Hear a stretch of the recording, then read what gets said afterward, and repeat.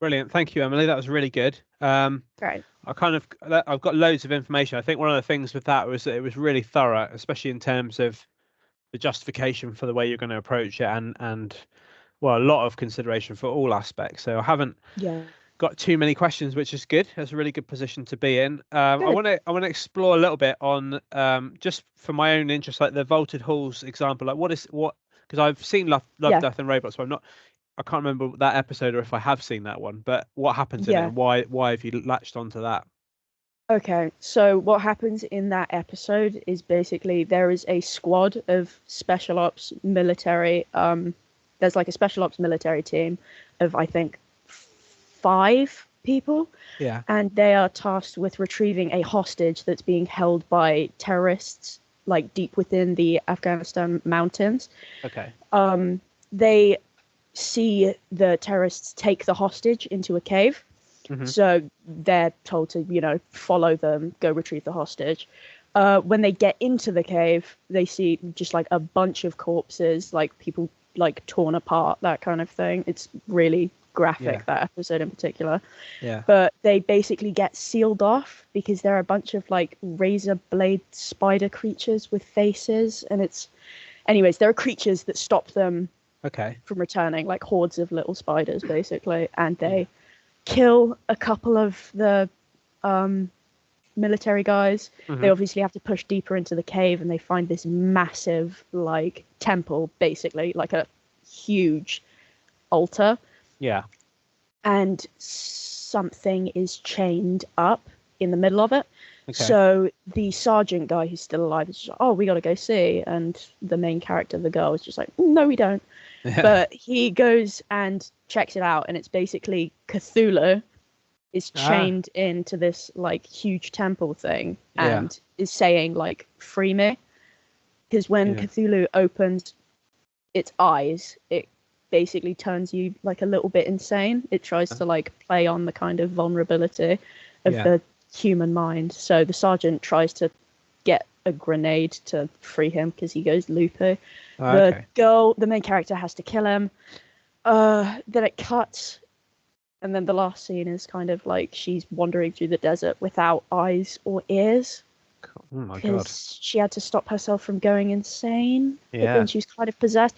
Anyways, I really like a entity having the creature like be so inconceivable that it will turn people mad by looking at it. I think that's a super cool idea. Yeah. Yeah, and the Oat Studios episode Zygot is a lot like that. Yeah. It's very similar. It's got a lot of parallels.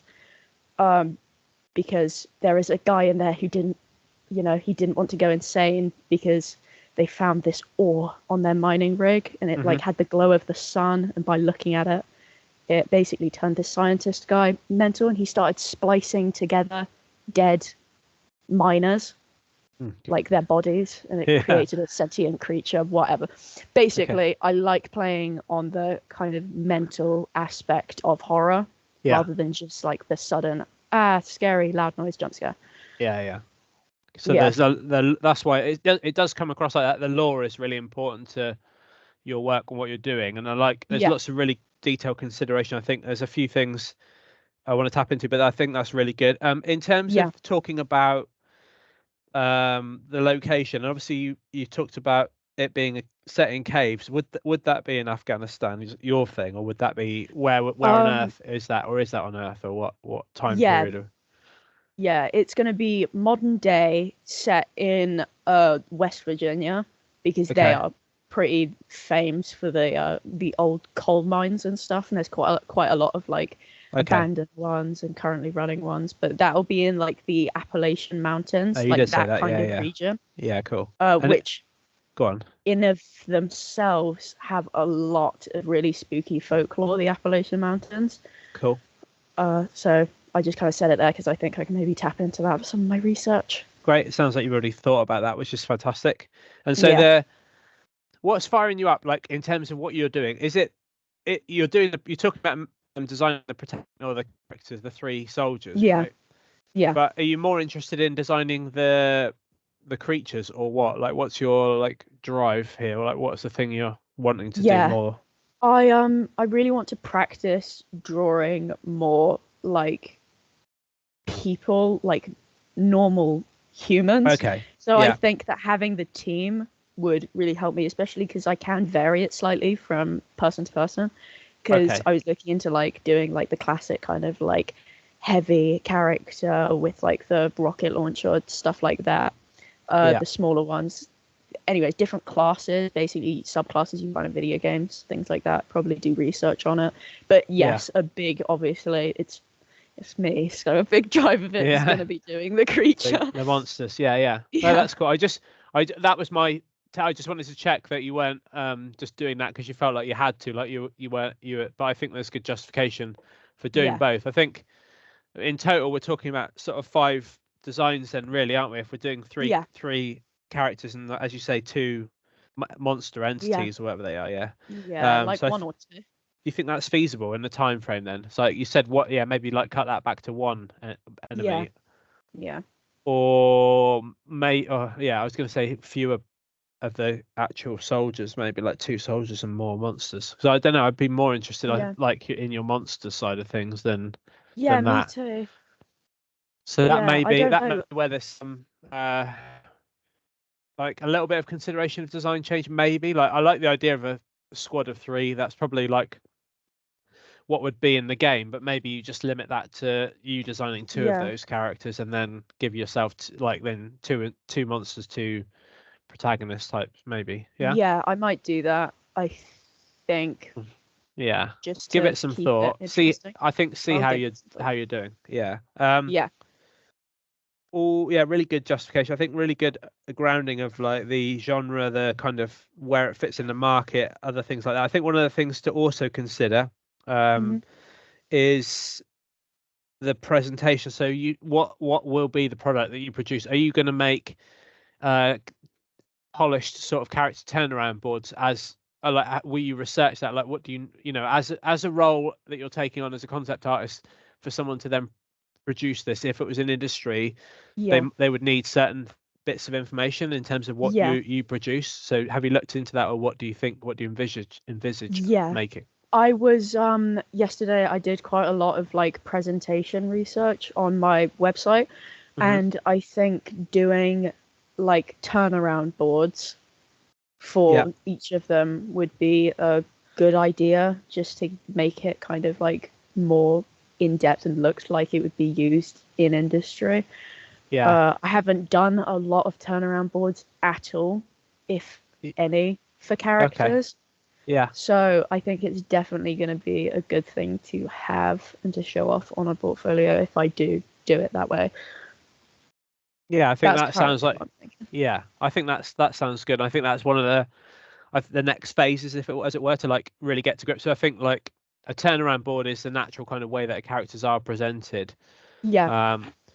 I mean, I quite like the idea of if you got time to do something like contextually as well, because you like again, this is like maybe that will add too much to the load, but it might be to do a piece of splash screen art or a like a games promo piece, like a lock screen image or something like that, to show a scene, if you like, with the characters in the caves, or I don't know, something like that. Definitely, because I was thinking I wrote about this on my website, and I thought I wrote about it on my pitch as well, but I did like a bit of last minute editing, so it probably got cut out. But basically I was thinking of doing like analog horror that you see on like YouTube, and analog horror you see on like YouTube and stuff. Loads of like people are making their own kind of like indie low budget stuff. You can do it really well with edited drawings and just good sound design. So I might make either a really small cinematic that's just kind of like eerie and creepy and fits into the kind of analog horror stuff. I could do a lot of research on that.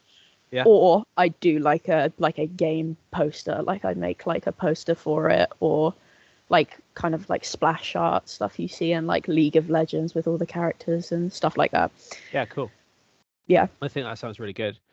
So yeah, really good. I think that again, I think what you've got to do is come back to it being feasible. I don't want you to like have too many things. So whether you focus again, if that means you reduce the amount of characters you do to then the product to show that, I don't know, but you have to kind of work that out. Okay. So that's the next sort of phase. I also think like research wise, you've said things that you've obviously looked at. It sounds like there's quite a lot of research that's already gone on. I think looking at research in terms of just mental health issues would be another thing. Obviously you're talking about that in general, so you know actual kind of accounts of that would be good to show. And games that have done that really effectively, like the Hellblade series. I don't know if you've Senua's Sacrifice, or however you pronounce it, but like that kind of idea. Those are games that have done that and really empathetically. So I think like those sorts of issues.